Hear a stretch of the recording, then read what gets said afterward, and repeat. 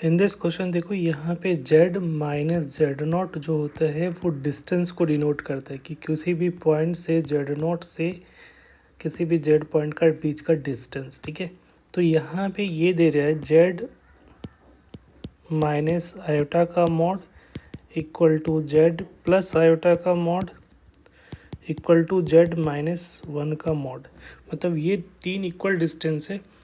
तो कह रहे हैं कोई पॉइंट है जहाँ से z कोई एक ऐसा पॉइंट है जहाँ से तीनों का डिस्टेंस जो है वो इक्वल है। तो ये बेसिकली अगर स्टैंडर्ड फॉर्मेट में लिखोगे तो ये -0 प्लस आयोटा लिख सकते हो इसको का मॉड, ये जो लिखा हुआ है उसको लिख सकते हो z -0 माइनस आयोटा का मॉड, ठीक है। और ये पॉइंट अगर लिखोगे तो z -1 प्लस आयोटा इंटू 0 का मॉड, ये है। तो यहाँ से जो पॉइंट आपको दिख रहा है ये पॉइंट किसको, आर्गेंट प्लेन में जो पॉइंट होगा वो 0,1 को रिप्रेजेंट करेगा। ये जो है वो 0,-1 को रिप्रेजेंट कर रहा है, और ये पॉइंट ये जो है आर्गेंट प्लेन में जो पॉइंट को डिनोट करेगा वो 1,0 होगा। तो कह रहे हैं कि जेड कौन सा ऐसा पॉइंट है जहाँ से इन तीनों पॉइंट से इक्वी डिस्टेंस पे।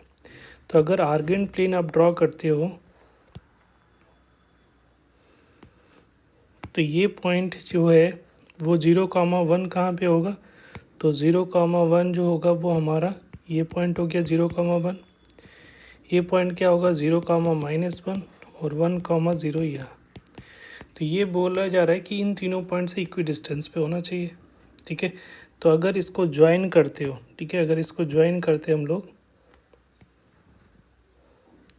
तो एक ट्रायंगल का फॉर्मेशन हो रहा है। तो ट्रायंगल का ये तीनों पॉइंट एक ट्रायंगल को डिनोट कर रहा है। तो कह रहे हैं ट्रायंगल के इक्वी डिस्टेंस पे कौन सा पॉइंट होता है, तो वो जो पॉइंट होता है वो हम लोग क्या क्या बोलते हैं, किसी भी तीन पॉइंट से एक ही पॉइंट कॉमन डिस्टेंस पे होगा, डेट इज़ सरकम सेंटर। क्योंकि सरकम सेंटर किसी भी ट्रायंगल का सरकम सेंटर जो होता है तीनों वर्टिसेस से इक्वल डिस्टेंस पे होता है, ठीक है।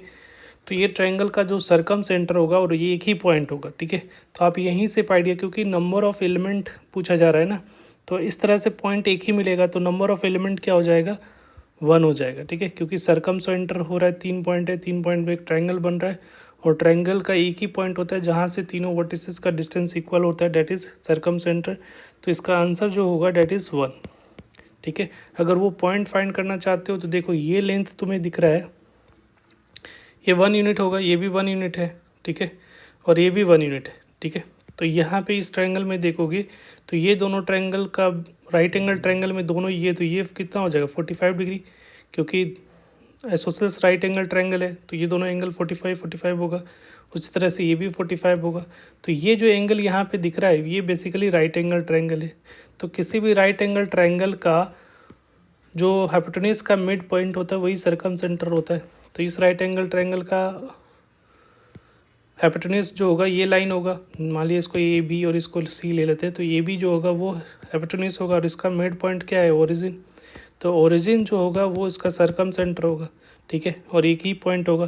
तो अगर इससे पूछता कि अगर इस सेट में का एलिमेंट कौन होगा तो that is S is equal to सिर्फ 0 ओरिजिन होगा। और नंबर ऑफ एलिमेंट पूछ रहा है कि वो जो कॉम्प्लेक्स सेट है उसमें नंबर ऑफ एलिमेंट कितने होंगे, तो डेट इज़ 1, ठीक है। तो इसका जो करेक्ट आंसर होगा डेट इज़ 1। Thank you.